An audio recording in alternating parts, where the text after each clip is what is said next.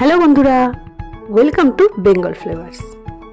আজ যেটা বানাবো সেটা কলকাতার বিখ্যাত স্ট্রিট ফুড এগ রোল। ভিডিওটি পুরোটা দেখার অনুরোধ রইল। একটা পাত্রে আমি 3 কাপ ময়দা নিয়ে নেব। এবারে এর মধ্যে সামান্য একটু লবণ ও 2 টেবিল চামচ আমি সাদা তেল দিয়ে দেব। তেল ও লবণ ময়দার সাথে খুব ভালো করে মাখিয়ে নিতে হবে। খুব ভালো করে মাখানো না হলে কিন্তু এগ রোলটা ভালো হবে না। ঠিক যখন এই পজিশনে আসবে তখন অল্প অল্প করে আমি জল দেব এবং একটা ডো তৈরি করে নেব। অল্প অল্প করেই জল দেবে, কারণ একসাথে জল দিলে নরম হয়ে যেতে পারে। দেখুন, ঠিক এইভাবেই ময়দাটা মাখিয়ে নিতে হবে। আমার ডোটা তৈরি হয়ে গেছে। এবার এতে অল্প একটু তেল দিয়ে ভালো করে মাখিয়ে আমি আধ ঘন্টার জন্য এটাকে ঢাকা দিয়ে দেবো। আধ ঘন্টা পরে কিন্তু ময়দাটা আরও অনেকটাই নরম হয়ে যাবে। প্রায় আধ ঘন্টা হয়ে গেছে। আমি এবার এই ডোটাকে একটা কিচেন স্ল্যাবে নিয়ে আর একটু মাখিয়ে নেব। তারপরে এর থেকে আমি এগ রোলের লেচি কেটে নেব। এখানে 2টো এগ রোল বানাবো, তাই 2টো লেচি কেটে নিয়েছি।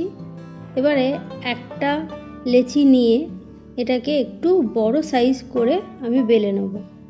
একটু বড় সাইজ করে বেলবো, কারণ আমি এখানে একটু ভাঁজ দেবো যাতে এগ রোলটা দেখতে সুন্দর হয় এবং খুব ভালোভাবে সেটা ভাজা যায়।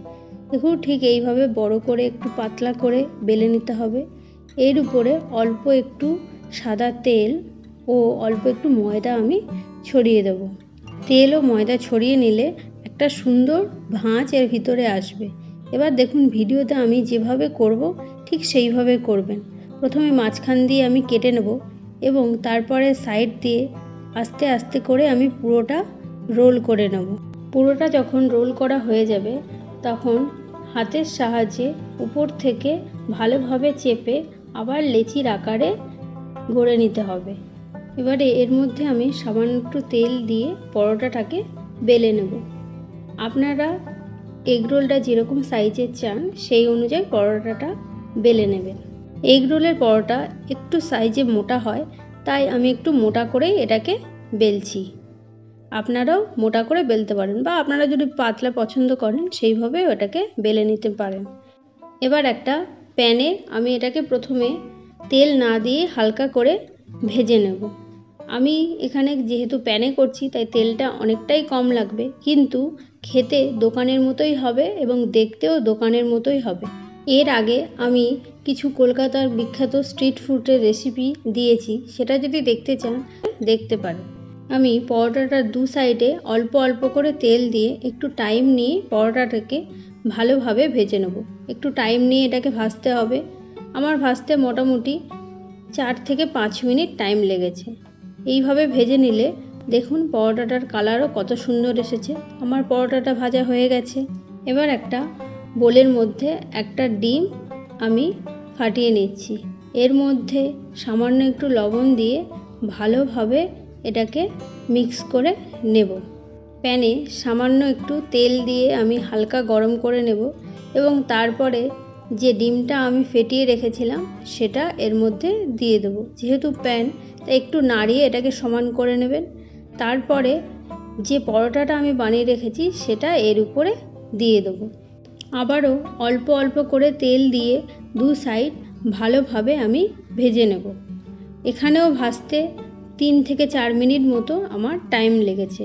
আপনারা অল্প অল্প তেল দিয়ে ভালোভাবে ভেজে নেবেন, তাহলে দেখবেন একদম দোকানের মতো হয়েছে। এখানে আমরা কম তেল ইউজ করছি, যেহেতু বাড়িতে বানাচ্ছি তাই এটা কম তেলেই করতে পারেন আপনারা। দেখুন, আমার ভাজা প্রায় হয়ে এসেছে এবং 2 সাইড থেকে কত সুন্দর কালার এসেছে। এবার আমরা যাব রোল বানানোর প্রসেসে। রোল বানানোর জন্য আমি পরোটাকে একটা প্লেন জায়গায় নিয়ে নিয়েছি। এর মধ্যে কুচানো শসা, কুচানো পেঁয়াজ, তার উপর দিয়ে আমি লঙ্কা কুচি দিয়ে দিলাম। আপনারা চাইলে লঙ্কা নাও দিতে পারেন। আমি একটু গোলমরিচের গুঁড়ো ও চাট মশলা দিচ্ছি। এরপরে সসগুলো আমি দিয়ে দেবো। আমি এখানে টমেটো সস ও চিলি সস ব্যবহার করছি এবং তারপরে একটু লেবুর রস আমি দিয়ে দেবো। এতে টেস্টটা খুব ভালো আসে। এবারে এটাকে রোলের মতো মুড়ে নেব এবং তারপরে টিস্যু পেপার দিয়ে ভালোভাবে মুড়ে নেব। অনেক দোকানেই দেখবেন যে রোলের মধ্যে আলু দেয়। যদি আপনারা আলু পছন্দ করেন তাহলে আলুটা একটু সিদ্ধ করে মশলা দিয়ে কড়াতে নেড়ে ব্যবহার করতে পারেন, সেটাও খেতে কিন্তু দারুণ লাগে। দেখুন আমার এগরোল একদম তৈরি হয়ে গেছে, দেখতেই পাচ্ছেন দেখতে একদম দোকানের মতো হয়েছে।